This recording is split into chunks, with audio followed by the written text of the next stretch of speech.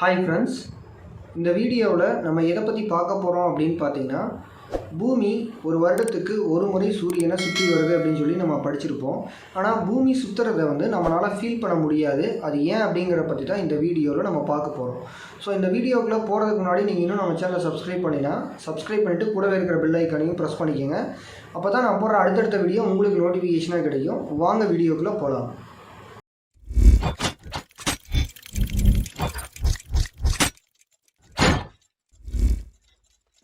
இப்போ பூமியில் இருக்கக்கூடிய ஒருத்தன் எந்த வேலையுமே செய்யாமல் அமைதியாக ஒரு இடத்துல உட்காந்துருக்கான் அப்படின்னு எடுத்துக்கலாம். அப்படி அமைதியாக ஒரு இடத்துல எந்த வேலையுமே செய்யாமல் இருக்கிறவன் சும்மா தான் இருக்கான் அப்படின்னு சொல்லிட்டு நம்ம நம்பணும் அப்படின்னா அது அறிவியலின்படி கிடையாது.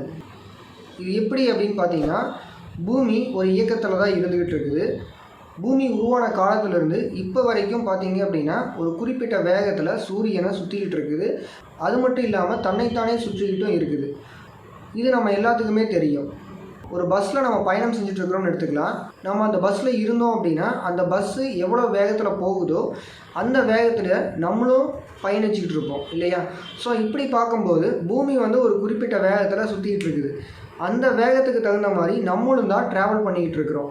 ஸோ இப்போது ஒருத்தன் சும்மா அமைதியாக உட்காந்துருக்கான் அப்படின்னா அவன் பூமி எந்த வேகத்தில் சுற்றிக்கிட்டு இருக்குதோ அந்த வேகத்திலும் அவனும் பயணம் செஞ்சிட்ருக்கிறான்.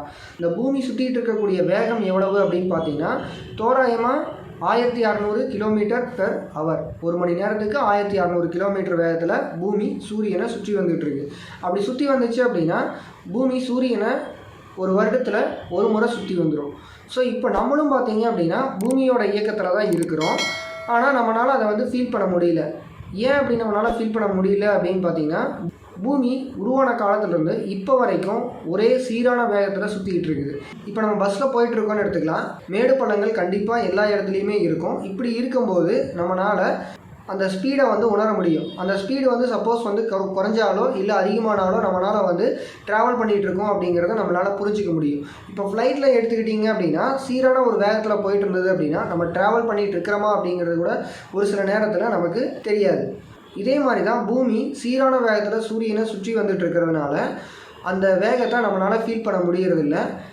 இப்போ பூமி எப்படி சுற்ற ஆரம்பிச்சிது அப்படின்னு பார்த்தீங்கன்னா, பெருவெடிப்பு கொள்கைன்னு சொல்லிட்டு அதில் தான் பூமி எல்லாம் மற்ற கிரகங்கள் எல்லாமே உருவாச்சுன்னு சொல்கிறாங்க. அந்த பெருவெடிப்பு நடக்கும்போது பார்த்தீங்க அப்படின்னா உருவான வேகத்தில் தான் பூமி இன்றைக்கி வரைக்குமே சுற்றிகிட்டு இருக்குது. ஆனால் அதில் ஒரு துளி கூட சேஞ்ச் ஆகாமல் அந்த சீரான வேகத்தில் சுற்றிகிட்டு இருக்குது. இதை தடுக்கிறதுக்கு எந்த ஒரு பொருளுமே பூமி மேலே ஒரு இம்பேக்டை ஏற்படுத்தலை.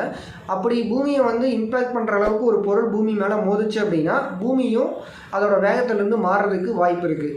ஸோ இப்போ இந்த வீடியோவில் நம்ம பூமி சுற்றிக்கிட்டு இருக்கிறத நம்மளால் ஏன் ஃபீல் பண்ண முடியல அப்படிங்கிறத பற்றி தெரிஞ்சிருப்போம். இந்த வீடியோ உங்களுக்கு பிடிச்சிது அப்படின்னா உங்கள் ஃப்ரெண்ட்ஸ்க்கும் ஷேர் பண்ணுங்கள். மறக்காமல் நம்ம யூடியூப் சேனலை சப்ஸ்கிரைப் பண்ணிடுங்க. பாய்.